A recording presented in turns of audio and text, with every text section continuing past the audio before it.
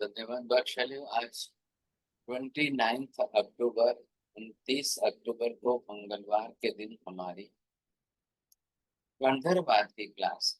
गंधर्ववाद के अंदर इस समय हमारा नया विषय शुरू हुआ है और उसमें 7वें गंधर्व आए हैं मौर्य पुत्र स्वामी, वैदिक पंडित, वेद वेदांत के विद्वान।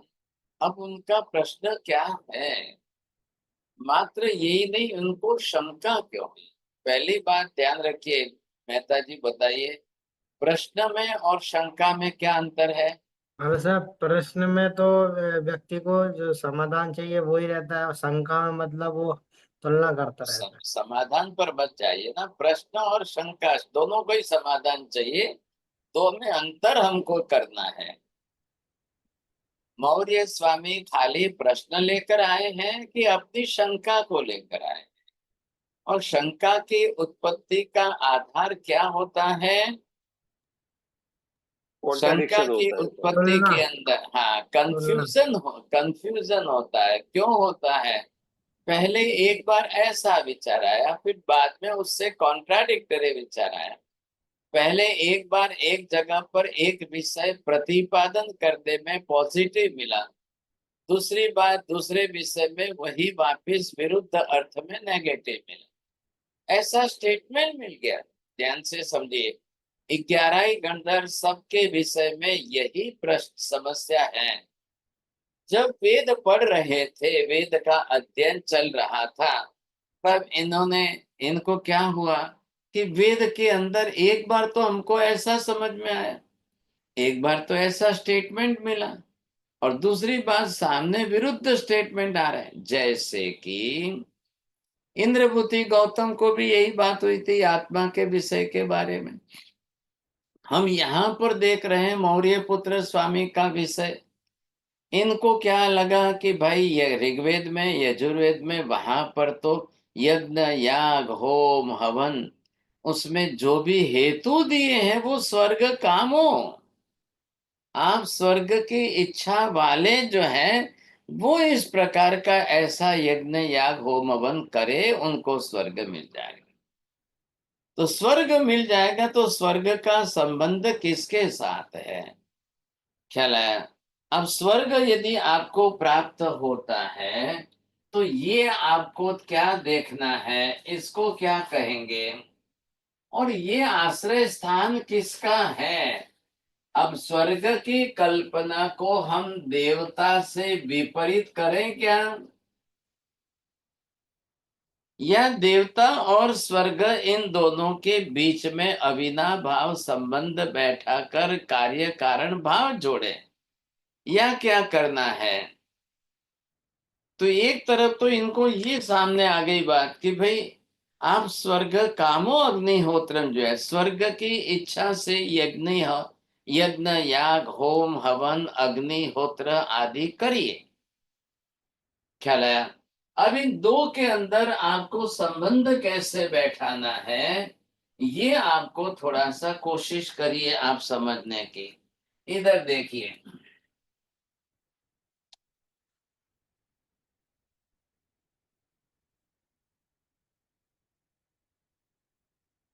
हाँ जी, आ गई बात समझ में? राहुल जी देखो पढ़िए। चलो वो छोड़ के गए, विपुल जी आप पढ़िए। जी महाराज साहब। स्वर्ग है परंतु देवता नहीं है। स्वर्ग है परंतु देवता भी नहीं है। स्वर्ग ही नहीं है फिर भी देवता भी है, और स्वर्ग ही नहीं है और देवता भी नहीं है। अब पढ़ तो लिया, अब बैठाओ एक एक का अर्थ। स्वर्ग है परंतु देवता नहीं है। महाराज साहब इसमें ये कहना चाह रहा है कि स्वर्ग तो है लेकिन देवता नहीं है, मतलब कि बिना देवता के भी स्वर्ग हो सकता है, इसमें ये कहने का तात्पर्य निकल रहा है। दूसरे में कह रहे हैं कि स्वर्ग है और देवता भी नहीं है। स्वर्ग है, देवता भी नहीं है। अरे अरे अरे, दूसरा देखो ना। आप दूसरा पढ़ रहे हो तो फिर अर्थ बैठा ही है बरोबर। हाँ, स्वर्ग स्वर्ग दूसरे में लिखा है स्वर्ग है और देवता भी है, ऐसा होगा। हाँ तो ये तो सही बात है कि भाई स्वर्ग भी है और देवता भी है, नहीं दोनों की मौजूदगी है। और तीसरे में कह रहा है कि स्वर्ग ही नहीं है फिर भी देवता है। तो बोले यहाँ कहना चाह रहे हैं कि भाई बिना स्वर्ग के भी देवता मौजूद हैं, कि भाई स्वर्ग की जरूरत ही नहीं है, ऐसा कहने में आएगा। और यहाँ नीचे वाले में कह रहे हैं ना स्वर्ग है और ना ही देवता है, तो यहाँ तो चलिए, और सभी का बोलिए मेहता दोनों जी। का। अब ये बात विपुल जी ने बोला है, आपको इनको क्या सुधारना करानी? हाँ, तीसरे में स्वर्ग ही नहीं है फिर भी पहले देवता वापिस भी। वापिस अरे, आपका पहले, अच्छा, म्यूट नहीं स्वर्ग था, है परंतु, आपने बोल दिया। अच्छा, स्वर्ग है परंतु देवता नहीं है, इसमें स्वर्ग है मगर देवता नहीं है तो आधार है मगर आधे नहीं है, तो आधे के बिना आधार क्या कैसे हो सकता है? एक तो पहले वहां पे आप डिफिकल्टी आएगी।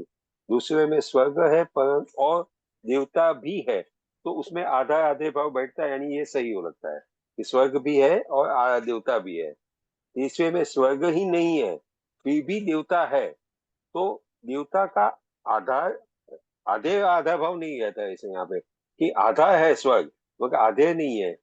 अभी आपको पनिशमेंट कैसे देना बताइए साहब। अब ये चोरडिया जी जो है, बोलिए साहब। अभी हाँ, वापस विषय देखो चोरडिया जी, आप ऐसी दिशा मत बदल देना वापस शब्द से, खाली इसी को बोलना है बस।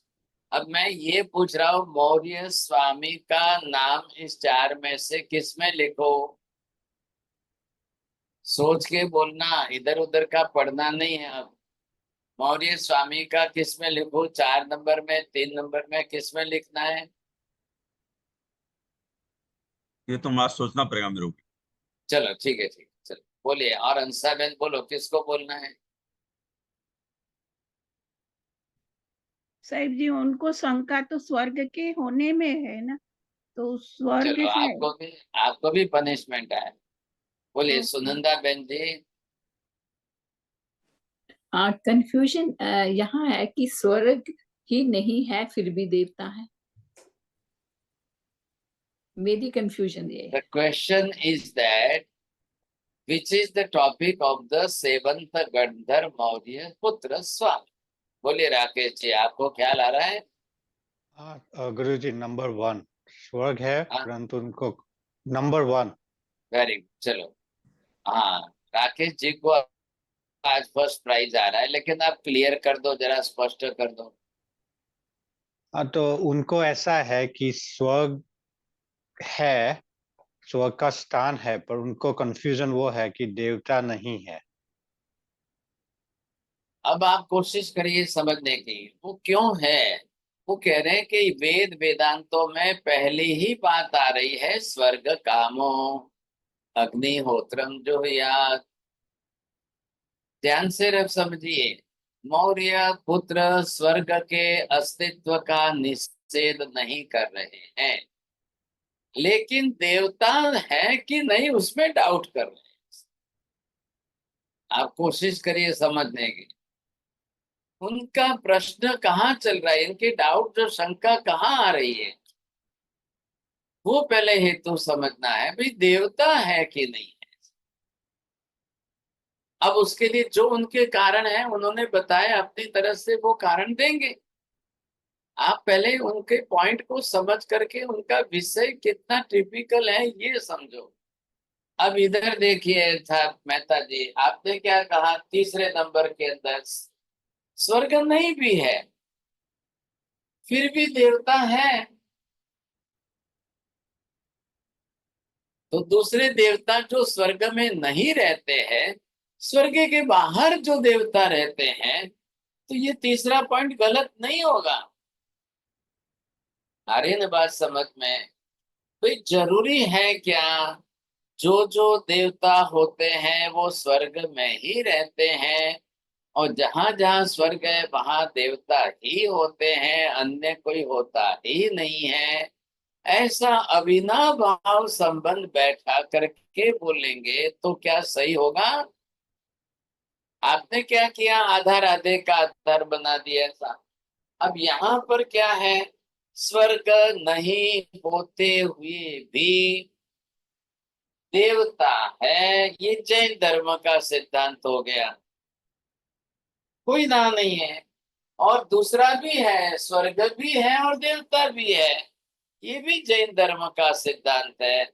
पहले नंबर में स्वर्ग को मानने के लिए मौर्य पुत्र स्वामी कह रहे हैं कि हमारे वेदों में स्वर्ग तो है, फिर वहां पर आप देवता क्यों नहीं मान रहे हो? फिर अब उसका जवाब देना है मौर्य पुत्र। ये इतना सा टिपिकल पॉइंट पकड़ के चल रहे हैं मौर्य पुत्र जी। अब महावीर को क्या सिद्ध करना है, इनको क्या दिखाना है? क्या महावीर इनको स्वर्ग में ले जा करके वहां पूरा स्वर्ग दिखा के लाएंगे, या महावीर इनको देवता दिखा करके देवता का भी इनकी शंका जो है वो डाउट क्लियर करेंगे? इधर इनको क्यों शंका हुई? पहले कोशिश करिए भाई साहब, कोई हमारे जैसे नहीं है बड़े धुरंधर विद्वान पंडित है। शंका एक अलग बात हो गई, लेकिन वो है अपने आप में बड़े धुरंधर विद्वान पंडित। ये सभी गणधर जो है बड़े उस समय के उस काल के नामी नामचीन जो है बड़े धुरंधर विद्वान वैदिक पंडित। अब इनका दोष नहीं है, ध्यान से समझिए। शंका होने में इनकी बुद्धि का कारण नहीं है, शंका होने में इनको वेद के वैदिक सूत्र ही कॉन्ट्राडिक्टरी मिले हैं। समझ गए बात आप? मैंने बहुत पहले इंद्रभूति गौतम के विषय में बात बताई। ऐसा नहीं कि ये पंडित लोग अपनी बुद्धि को विपरीत करके बैठे और ये पंडित इनको इनकी गलती है कि इनको शंका हो गई। इनकी गलती कहाँ कितने अंश में है, या तो इंटरप्रिटेशन करने में। और दूसरा प्रश्न इनका सबसे बड़ा ये है कि हमको वेद पढ़ते समय एक बार पहले ऐसा स्टेटमेंट मिला और बाद में चलते चलते उससे कॉन्ट्राडिक्टरी टोटली विरुद्ध स्टेटमेंट मिला, तब जाकर के दो परस्पर विरुद्ध स्टेटमेंट के कारण कंफ्यूजन खड़ा होता है। बस बात इतनी सी है। अब दूध के जैसी छाछ दिखाई दे और छाछ के जैसा दूध दिखाई दे, दूध के जैसा मट्ठा दिखाई दे, लस्सी दिखाई दे और लस्सी के जैसा दूध दिखाई दे, समानता होने पर भी आपको डाउट होगा या नहीं होगा? बोलो बीना बेन जी। एग्जाम्पल में देख करके मैं क्लियर कर रहा हूं, तो आपको क्या डाउट होगा कि नहीं होगा? Samantha is there, but yeah, there will be a doubt. अगर सामने आपको दूध पड़ा है, एक गिलास दूध है, एक गिलास छाछ है, एक गिलास लस्सी है, मट्ठा जिसको अब आप तीनों को देख करके डाउट करेंगे क्या? एवरीथिंग 3 ग्लास सिमिलरली, ये भी व्हाइट कलर है, ये भी व्हाइट कलर है, ये भी व्हाइट कलर है, लेकिन प्रक्रिया से पदार्थ की पर्याय बदली है। ये देखने मात्र से आपको ध्यान में जल्दी आ जाएगा क्या? आपको सोचना पड़ेगा कि मैं दूध के किस गुणधर्म से दूध को पहचानूं, और दूध के किस गुणधर्म के कारण छाछ को या लस्सी को मैं दूध न बताऊं, और इनको सिर्फ मैं अपनी तरह से छाछ और लस्सी ही बताऊं। इसमें हमको थोड़ी तकलीफ हो रही है भाई साहब, बात ये आ रही है। तो ये तकलीफ क्यों हो रही है, ऐसी तकलीफ क्यों आनी चाहिए? तो ये हमारी समझ में नहीं आया। यहाँ मौर्य पुत्र स्वामी, क्योंकि हर जगह पर कदम पर इनको जो है बरोबर वेद के सूत्र मिले हैं, और वेद के सूत्रों के आधार पर इन्होंने स्वर्ग का निषेध नहीं किया। स्वर्ग के बारे में ये बरोबर कंफर्म है कि हाँ जी साहब स्वर्ग है, स्वर्ग मिलता है, यज्ञ याग होम हवन करने से स्वर्ग मिलता है। लेकिन अब स्वर्ग में देवता है या नहीं, अब जैसे आपने देखा इंद्रभूति गौतम या वायुभूति, अब उन्होंने भी नहीं दिखाई देने के कारण आत्मा द्रव्य के अस्तित्व का निषेध कर दिया।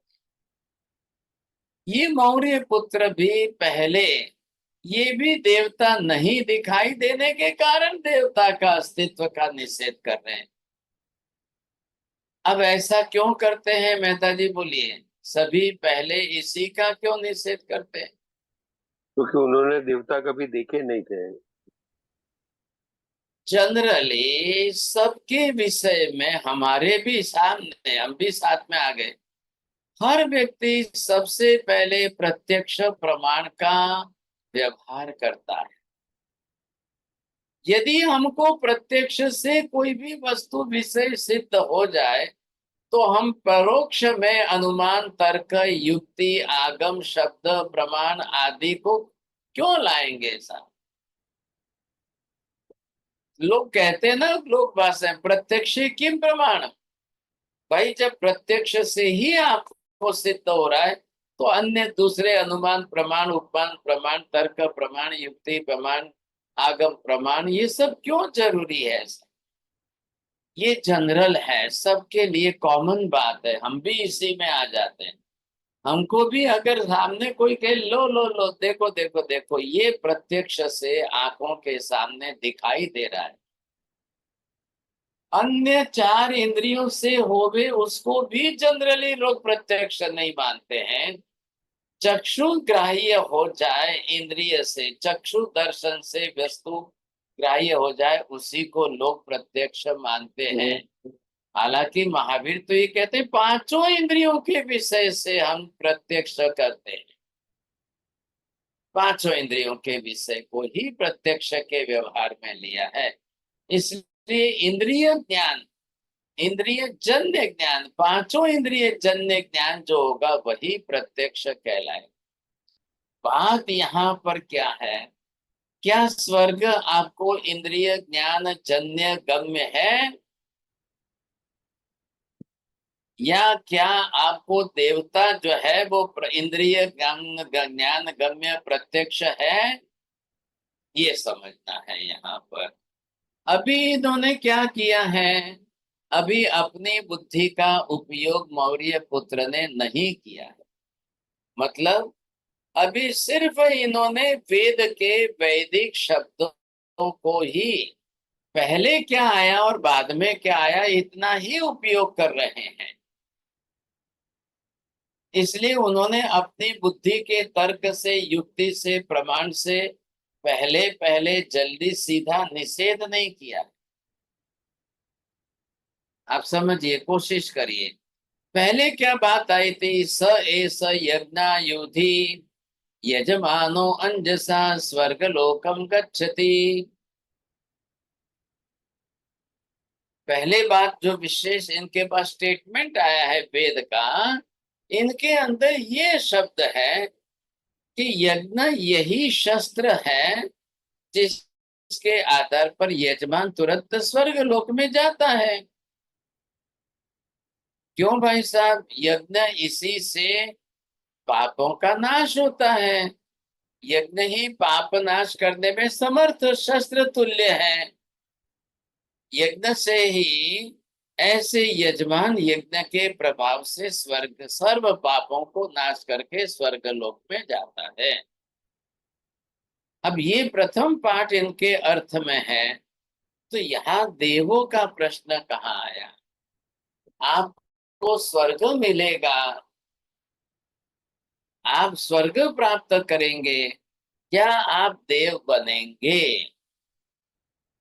आपने जरा सुना है इस्लाम के अंदर उन्होंने क्या किया? वो स्वर्ग की बात बाद में करेंगे, आप यहाँ पर पहले काफिर को मारेंगे, वहां आपको 72 हुरें मिलेगी। ये उन्होंने बात जोड़ करके लोगों को लोभ प्रलोभन दे करके इस दिशा में डाला है। अभी वो कौन सा स्वर्ग, कैसा स्वर्ग, कितना स्वर्ग, कहाँ स्वर्ग, इन सब की बात में नहीं पढ़ रहे। मैं बात कर रहा हूँ कुरान की, जिसमें इस्लाम अपनी तरह से क्या कह रहा है। और ये इनको सिखाते सिखाते इनके दिमाग में ये भर दिया गया है कि तुम जो है काफर को, हिंदू को मारो, तुमको जो है 72 हुरे वहां मिलेगी। हुरे शब्द आप जानते हो, अर्थ करते होंगे। ये इनकी प्रचलित मान्यता है, बहुत कॉमन प्रचलित मान्यता है। लेकिन वो कहाँ मिलेगी, हुरे कहाँ रहती है, वो स्थान कौन सा है, वो स्थान कैसा है, वो कहाँ है, वहां कैसे जाते हैं, जाना होता है कि नहीं होता है। और यहाँ तकलीफ क्या हो गई कि कुरान भी अपनी तरह से सिद्धांत विरुद्ध चल करके आत्मा को मानने से इनकार कर रहे हैं। मृत्यु के बाद आत्मा रहती है क्या? मृत्यु के बाद शरीर छोड़कर आत्मा का अस्तित्व बना रहता है क्या? शरीर से भिन्न स्वतंत्र अलग आत्मा को मानना कि नहीं मानना, या शरीर को साथ में लेकर के ये आत्मा वहां जाती है, या शरीर छोड़ करके ये आत्मा वहां जाती है, कहाँ जाती है, वो स्थान कौन सा है, वो कहाँ पर है, वहां 72 हुरे कहाँ से आ गई, वहां दूसरे किसी का अस्तित्व है कि नहीं है। इन सारी बातों के बारे में कुरान के अंदर कोई इतना क्लैरिफिकेशन नहीं है। बहुत सारे क्वेश्चन खड़े होते हैं, कॉन्ट्राडिक्टरी क्वेश्चन, लेकिन अब उनके वहां क्या है, मदरसा में जो घुटा दिया वो दिमाग में फिट कर दिया। तुम ये सब झंझट मत करो, इस पंचायत में मत पड़ो, तुम जा करके काफर को मारो, तुमको 72 हुरे मिल जाएगी। अब वो काम किसका है? अल्लाह का काम है, अल्लाह दे देगा, तुम क्यों ये झंझट में पड़ते हो? अब बताइए मेहता जी क्या करना। अभी हम यहाँ पर ये विषय लेकर चल रहे हैं सिर्फ वैदिक पंडितों का, वेद संबंधी उनके कॉन्ट्राडिक्शन का। अब उसके बाद आप बोलो तो एक और नया गंधर्वाद 5-10 साल के बाद शुरू करें हम, वैदिक को छोड़ करके सिर्फ इस्लाम का, कुरान की मान्यता के आधार पर। फिर तीसरा चालू करें बाइबल के आधार पर क्रिश्चियनों की मान्यता का। फिर चौथा गंधर्वाद चालू करें हम ज्यूरिस्ट लोगों का, उनके धर्म शास्त्रों के। फिर पांचवा चालू करें बुद्धिस्ट दर्शन के विषय पर, इनके क्या कहना है इनका। अब कितने गंधर्वाद चलाएंगे आप? 100 साल लग जाएंगे फिर। लेकिन यहाँ बात किसकी चल रही है? चौरिया जी अभी धीरज रखो, मैं जानता हूं आप जल्दीबाजी में और कुछ, अभी धैर्य रखना। यहाँ पर विषय किसका है? उनको हमें न्याय देना है। This is not the topic for the criticism. We are trying to find out the ultimate truth. For what purpose we are discussing this? और मैं सबको बोलता हूँ गणधर का विषय आवे तो जरा 1 किलो बादाम खा के बैठिए। आपको बरोबर जो है इतना सिंसियर बनना पड़ेगा और इतना सीरियस बनना पड़ेगा। मैं गंधर्वाद में ही कहता हूँ और विषय में नहीं कहता हूँ, लेकिन जिन विषयों के अंदर द्रव्यानुयुक्त पदार्थ विज्ञान आ गया तो वहां भी आपको be sincere and serious, more serious and serious. आपने देखा कि नहीं चौड़िया जी, अभी इसके पहले की क्लास के अंदर विषय तो हमारा गुणस्थान का है, लेकिन देखो टॉपिक कैसा जो है, और फिर चौड़िया जी ने चतुराई कर दी और सब्जेक्ट की दिशा बदल दी।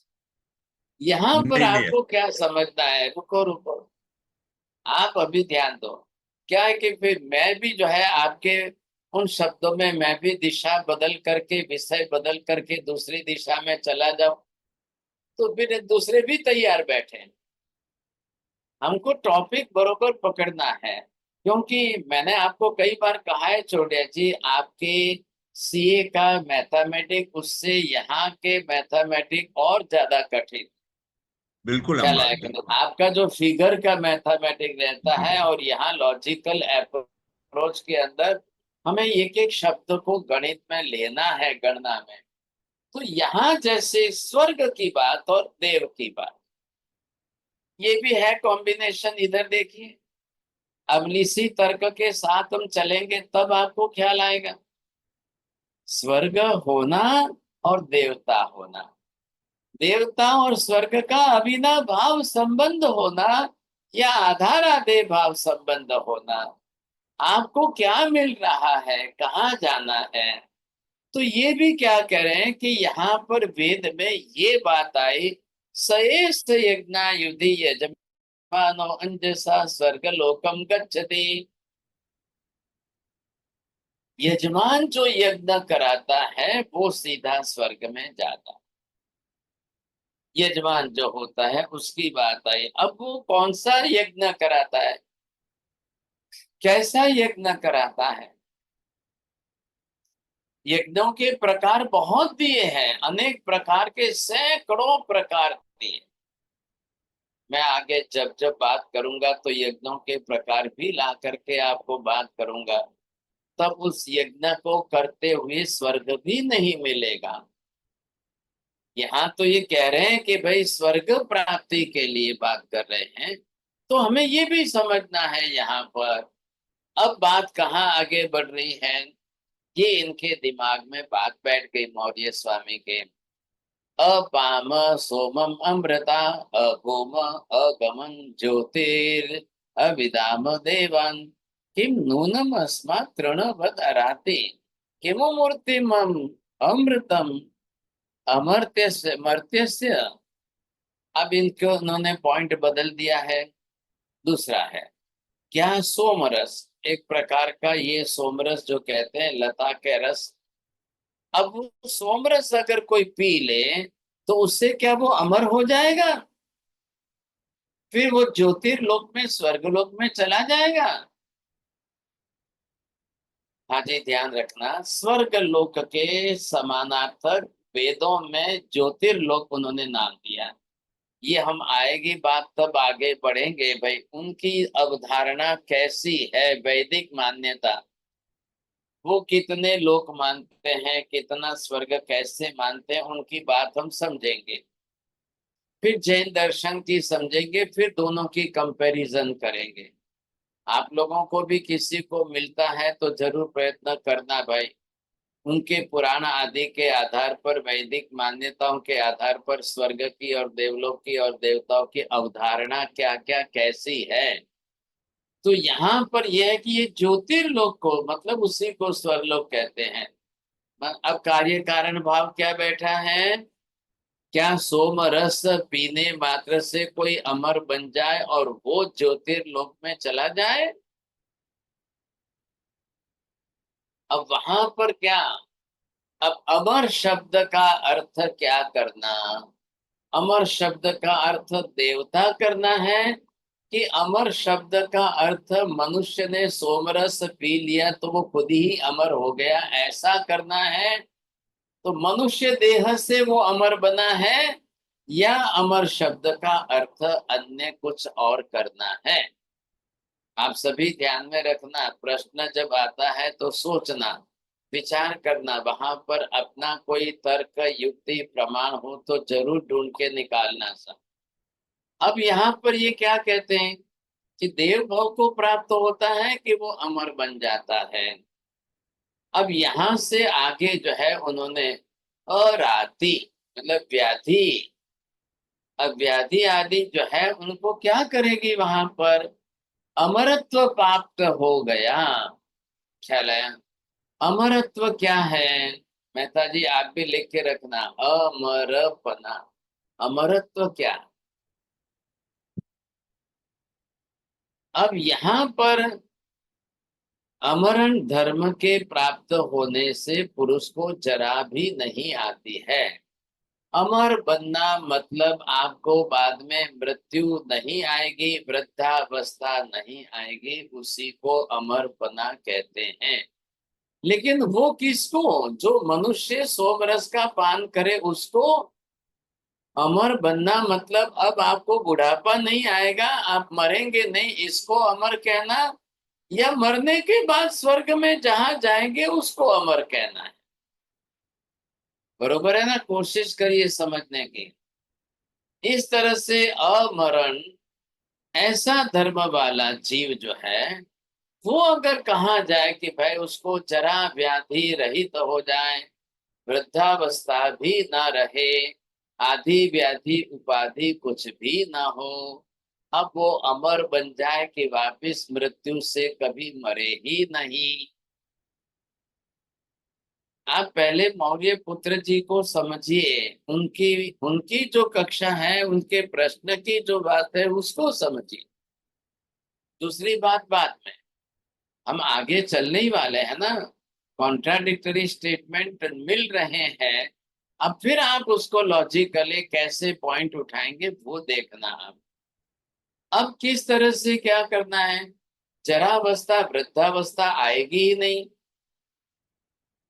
व्याधि आदि रोग बीमारियां कुछ आएगी नहीं, किसको, सोमरस पीने वाले मनुष्य को या स्वर्ग में गए हुए देवता को। तो क्या स्वर्ग में गए हुए देवता वहां सोमरस पीते हैं या मनुष्य यहाँ पीता है? अब कार्य कारण भाव किसका आया, सोमरस कारण बना है, वृद्धावस्था रहित बना और आदि व्याधि उपाधि रोग बीमारी रहित बना। इसका अमरत्व मनुष्य को मिला कि देवता को मिला? ध्यान से समझिए थोड़ा सा। आपने सुनी है बात वैदिक दर्शन में देवलोक के देवताओं के बारे में नहीं, लेकिन समुद्र मंथन के बारे में हिंदू धर्म की मान्यता है कि जब समुद्र मंथन किया गया उसमें से 14 रत्न प्राप्त हुए, उसमें अमृत भी मिला। तो क्या हुआ था, ये जो असुर थे कोई, अब असुर कौन है, मनुष्य है कि मनुष्य से भिन्न कोई असुर है, उन्होंने बीच में आकर के अमृत पी लिया।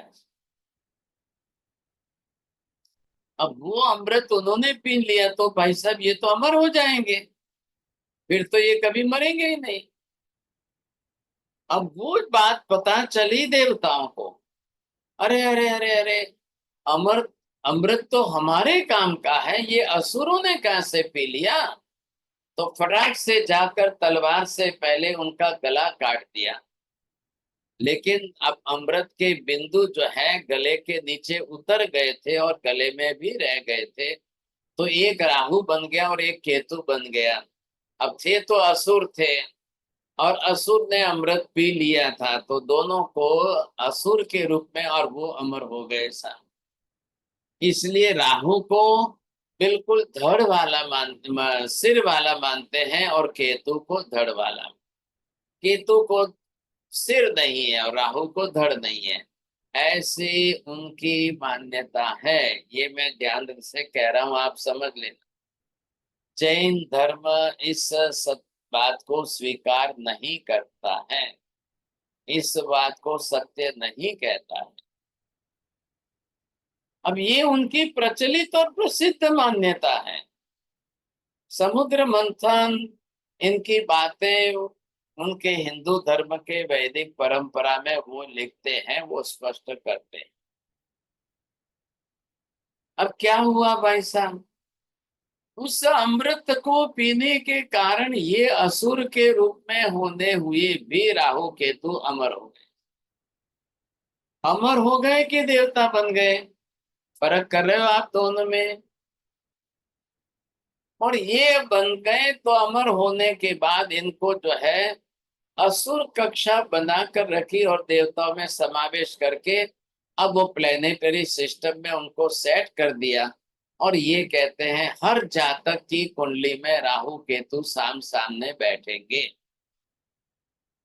कोई भी जन्म ले, संसार में जो भी जन्म लेकर के आ जाए, एक तरफ राहु रखिए दूसरी तरफ केतु रखिए, दोनों सामने बैठा दो, बाकी के सभी ग्रह अपने अपनी तरह से का अब उसी के आधार पर सारा प्रिडिक्शन करते रहो।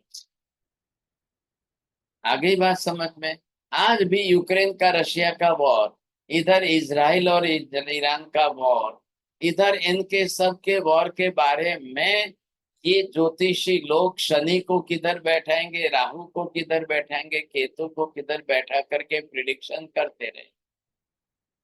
अब कितने प्रिडिक्शन सत्य हो, कितने असत्य हो, किस प्रकार से कैसे सत्य हो, कितने असत्य हो, लेकिन दुनिया के सामने ये सारे प्रिडिक्शन चल रही, दुनिया भर की बातें चल रही। कोई इसके अंदर सत्य असत्य का कुछ भी देखने नहीं जा रहे हैं, कोई सोचने भी नहीं जा रहा है, कोई विचार नहीं कर रहे हैं। वो तो कहते हैं भाई साहब हमको तो कोई राहु केतु तो समझ में नहीं आता है, शनि मंगल तो समझ में नहीं आता है, ये करा रहे हैं। कारक भाव इन्होंने इसको दिया है, कर्ता के रूप में इन्होंने इनको दिया है, देवों को। ख्याल आया? अब यहाँ पर मौर्य स्वामी अपनी तरफ से क्या कह रहे हैं, यदि जिस किसी ने अमर पी लिया तो वो कौन थे? क्या राहु केतु पहले से मनुष्य हैं?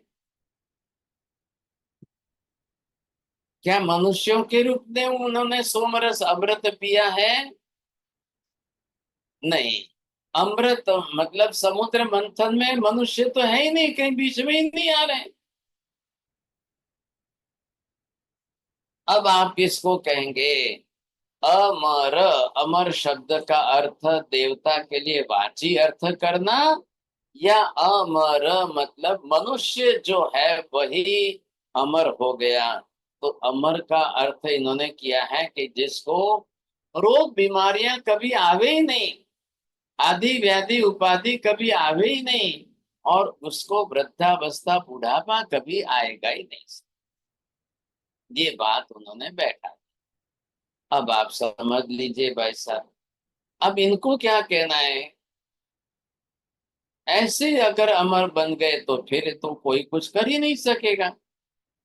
अब देव का भव ऐसा है, उसमें कहा कोई किसी प्रकार की जाति जरावस्था और व्याधि आदि कुछ होती ही नहीं है। ऐसा क्या देवलोक के अंदर या देवताओं को स्वर्ग में वृद्धावस्था आती है? क्या उनको कोई रोग बीमारियां कुछ आती है? क्यों मेहता जी फटाफट आप ना क्यों कह रहे हैं? हाँ, उसको वृद्धावस्था नहीं आती है, खाली देवता को खाली जब उनके फूल मुरझाते हैं तभी उस टाइम में उनको पता चलता है कि अभी उनका जाने का समय आ गया। तो देवता मरेंगे कि नहीं मरेंगे? मरेंगे। हाँ। ऐसे आम देखो, अब आपके दिमाग में क्या है? जैन धर्म के सिद्धांतों की विचारधारा है। इधर ये अपनी तरफ से क्या कह रहे हैं, इनका पक्ष क्या है? और ऐसे देवों के अस्तित्व का जो सूचन किया है, वो सोम रस के पीने से अब ये जीव अमर बन गए। जो अमर बन गया वही देव बन गया, कि देव बन गया वो अमर हो गया? अब व्याप्ति बैठाइए ना भाई साहब, इसको पहले यहाँ पर इनके शब्दों के साथ व्याप्ति बैठाना है। व्याप्ति समझ गए आप? बोलिए जैन साहब, व्याप्ति जो समझ गए? जो अमर हो गया वही देव बन गया, लो ये देखो। रोम रस पीने से।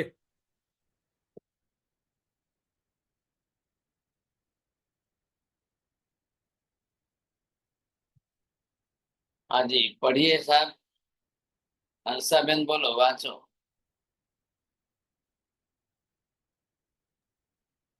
हाँ साहिब जी, जो देवता है वह अमर है, जो देवता है वह अमर नहीं भी है, अमर नहीं भी है।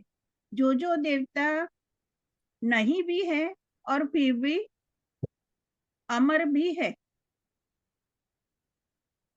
नहीं अमर नहीं है, हाँ अमर नहीं है। तो मतलब कि जो देवता नहीं है वो अमर भी नहीं है। चौथा, जो देवता नहीं है वह भी अमर है। करिए मेहता जी, अर्थ बैठाओ। पहले का तो जो देवता है वह अमर है, यानी इसमें तो देवता होना और अमर होने का अविनाभाव संबंध होगा। जो देवता होगा वो अमर आवश्यक होगा। हाँ? इसमें दूसरे में जो देवता है वह अमर नहीं भी है। उसका मतलब कि जो देवता है वो अमर भी हो सकता है और नहीं भी हो सकता है। तो वो गलत है, क्योंकि जो उन्होंने कहा कि जो अमर हो जाएंगे, तो वो अमर देवता भी नहीं हो सकते और भी हो सकते हैं। तीसरे में जो देवता नहीं भी है, वे भी अमर नहीं है। जो देवता नहीं भी है और अमर भी नहीं है, तो ये तो तीसरा तो कोई यहाँ पे कोई बात में बैठता ही नहीं है, अपनी यहाँ पे अपनी जो बात मनुष्य चल रही मनुष्य क्यों मनुष्य नहीं बैठेगा? है। मनुष्य बैठे जो, हाँ मनुष्य बैठेगा इसमें। हाँ, तीसरे में मनुष्य बैठ जाएगा, उसमें मनुष्य का भाव बैठ जाएगा। और चौथे में जो देवता नहीं है वह भी अमर है, तो वो अपने में तो बैठता है, क्योंकि जो देवता नहीं है वे भी अमर है, जैसे सिद्ध भगवान हो गए, ऐसे वो बैठ सकता है। सिद्ध भगवान को हाँ ये शब्द मत बैठाओ, इधर अमर का अर्थ करके बैठाओ। हाँ अमर का अर्थ बैठा। क्या किया है? जिसको वृद्धावस्था मृत्यु। कभी आवे ही नहीं, हाँ और जिसको मृत्यु कभी आवे ही नहीं, जिसको आदि हाँ व्याधि उपाधि कुछ भी आवे ही नहीं, एज इट इज, जैसा है वैसा ही परमानेंट रहे, इनके अमर शब्द का अर्थ करिए। आप क्या जल्दीबाजी करते हो, अपने शब्द लाते हो, आपकी जो धारणा है वो बैठा देते हो, वो मत लाओ। इनकी विचारधारा क्या चल रही है, आप वेद को और आगमों को अलग करिए। हमारी यहाँ गलती होती है कि हम अपनी बात को ही दिमाग में रख करके चलते हैं, उसी से दूसरों का कंपैरिजन करते हैं, वो बात नहीं बैठती है। रही बात किसकी, नंबर 1 के अंदर, अब जो देवता होते हैं वो अमर होते ही हैं। बोलिए हंसाबेन, अब ही लगाना उचित है या नहीं? हाँ साहेब जी, उनकी दृष्टि में तो वही होगा जो देवता है। हाँ, तो ये है ना कि अब देवता मरने नहीं चाहिए। अमर शब्द का अर्थ उनके हिसाब से लगाया, तो जो देवता बन गए वो फिर मरने नहीं चाहिए। ये भी नियम बैठेगा कि नहीं बैठेगा, देख लेना। अब वो अमर हो गए या अमर नहीं भी है, देवता अमर नहीं भी है, ये भी आप सोच लेना अच्छी तरह से। तीसरे के अंदर तो वो भाई देवता ही नहीं है, तो फिर भी वो अमर नहीं है। बरोबर है साहब, ये तो बात बैठ जाती है। चौथे के अंदर तो बात ही अलग हो गई। तो देवता नहीं है फिर भी अमर है, तो ऐसा मनुष्य कोई बन सकता है या पशु प्राणी आदि कोई बन सकता है?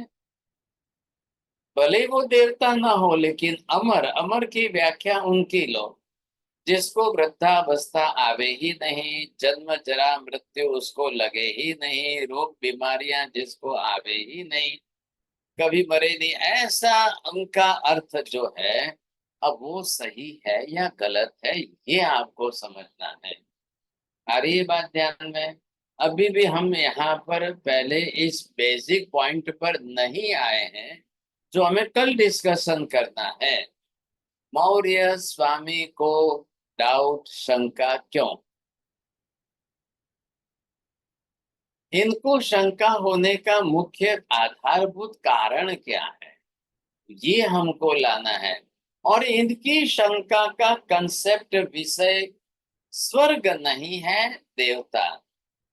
ये स्वर्ग के बारे में नहीं बोल रहे हैं, ये देवता नहीं है, इस बात को पकड़ के बैठे।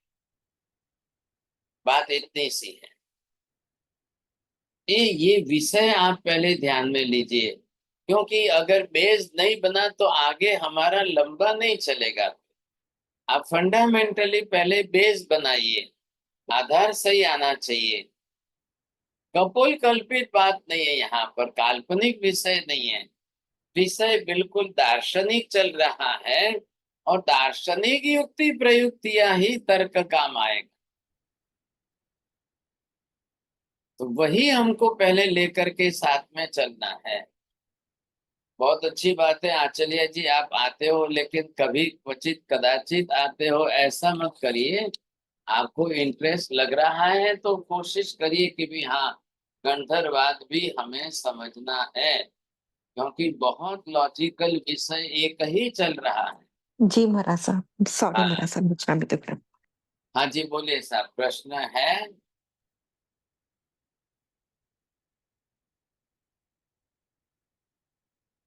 बोलिए। महाराज साहब, मौर्य पुत्र जब महावीर स्वामी के पास गए तो वहां तो देवता थे ना, हाँ जी, हाँ जी। तो ये कैसे कह सकते हैं, देवता तो हैं ही। वो बात उसकी है, देवलोक की बात है, स्वर्ग है क्या, ये उसकी बातें है। वहां गए हैं, महावीर स्वामी तो दिखा देंगे भाई साहब, ये आए देख लो इनको, देवता है, बात कर लो, आपका खुलासा हो गया। लेकिन ऐसा नहीं किया है महावीर स्वामी ने।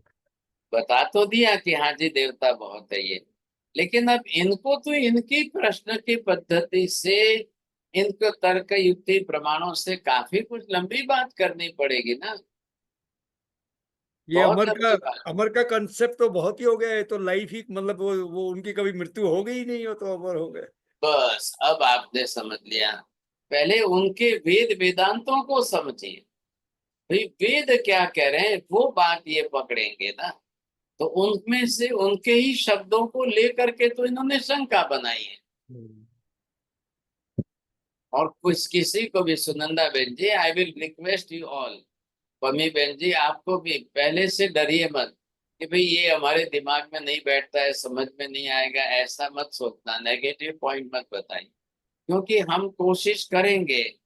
थोड़ा सा इनका पिन पॉइंट होता है, पर्टिकुलर पॉइंट पर चलना है, तो लॉजिकल थोड़ा सा अप्रोच है, लेकिन आप कोशिश करना आगे, फिर बात भी जैसे जैसे सीरियस होगा फिर हम आगे कोशिश करेंगे ताकि और सरल कर सके।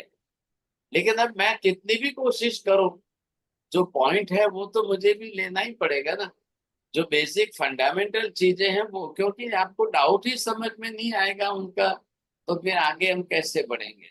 बोलिए अंसार जी।